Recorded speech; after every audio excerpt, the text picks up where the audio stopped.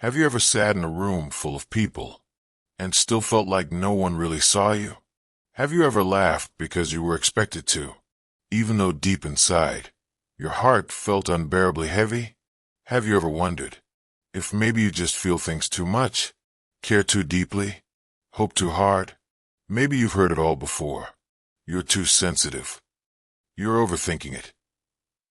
You just need to toughen up. Maybe you tried. Maybe you put on a mask, but your tongue smiled on cue. And yet, something inside you stayed tender, no matter how many times life told you it would be easier not to feel. If you recognize yourself in these words, then this isn't just a video. It's a mirror, a homecoming, a quiet place where all the parts of you you've hidden can finally breathe, because you were never too much. You were never wrong for feeling deeply.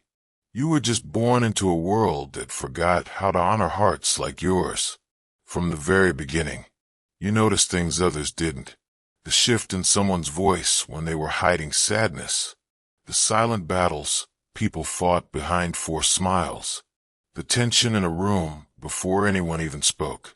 You could always feel the truth, even when it was invisible to everyone else. And while others skimmed the surface of conversations, you waded into the depths. You asked questions that made people pause. You cared enough to listen, really listen, to the words they weren't saying out loud. That's your gift. But the world doesn't always know what to do with gifts like that. In a world addicted to speed, your depth was called heavy. In a world that prefers masks, your truth was called too raw. And slowly, painfully, you learned to doubt what was once the purest part of you. So you did what you thought you had to do to survive. You learned how to smile through confusion, how to nod along even when your soul was screaming inside, how to shrink yourself to fit the shallow spaces people made for you. You learned how to be easy, how to be fun, how to not make things so complicated. But every time you tucked away another piece of your truth, every time you laughed at something that broke your spirit, every time you said it's fine when it wasn't, you lost a little more of yourself. Until one day, you looked in the mirror and barely recognized who was staring back. You became a stranger to yourself, a performer in someone else's play, all because you were taught that your truth was too much to hold. And even after all of that, people still left, still misunderstood you, still made you feel unseen, unheard, unloved. And somewhere deep down, you thought it was your fault. If only I were less sensitive. If only I didn't care so much. But no, it was never about being too much. It was about offering oceans to people who were still terrified of getting wet. It was about trying to be understood by those who hadn't yet learned to understand themselves. You didn't love wrong. You just loved too deeply for people still living on the surface. And that hurt. Oh, how it hurt. Because your heart, all it ever wanted was to belong. Not to fit in, but to truly, fully belong. And that kind of belonging, it's rare, but it's real. After enough heartbreak, enough trying, enough shrinking, you grew tired. But this time, the tiredness wasn't weakness. It was wisdom. You stopped begging for someone to meet you halfway. You stopped apologizing for needing more than crumbs. Instead, you turned inward. You started sitting with yourself, with all the messiness, the softness, the wild, untamed parts of you that once made others uncomfortable. And slowly, what once felt like loneliness began to feel like something else. Peace. The kind of peace that comes not from being understood by others, but by finally understanding yourself. You realized something no one had ever told you. Your sensitivity is not a flaw. It's a doorway.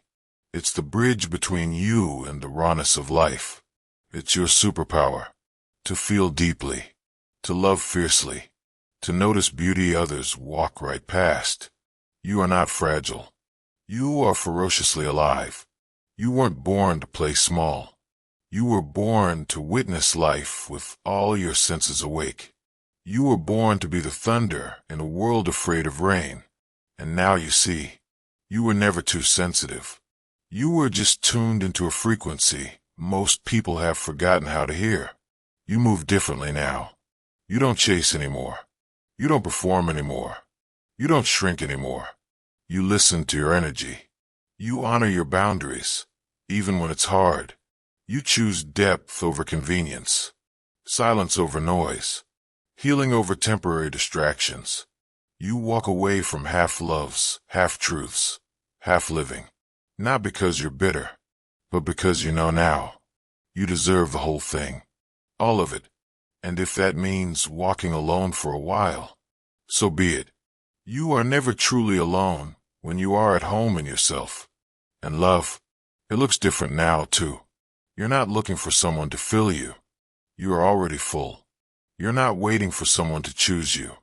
You've already chosen yourself. You're looking for someone who meets you where you are, in the depth, in the quiet, in the storm, in the calm. Someone who sees not just your light, but also your shadows, and loves you even there. Not a savior, not a fixer, not someone who makes you smaller to feel bigger, but mirror, a companion, a fellow traveler who knows what it means to be soft in a hard world and chooses it anyway. Maybe you've spent years feeling like you didn't belong. Maybe you've spent nights wondering if your heart was just too heavy for this life. But what if you're not here to fit in? What if you're here to remember and to remind others how to feel again? Your sensitivity is not your shame. It's your superpower. It's your rebellion. It's your revolution. In a world that numbs, you choose to feel. In a world that rushes, you choose to slow down. In a world that demands perfection, you dare to be real. That is not weakness. That is bravery. You are not too much. You are exactly right.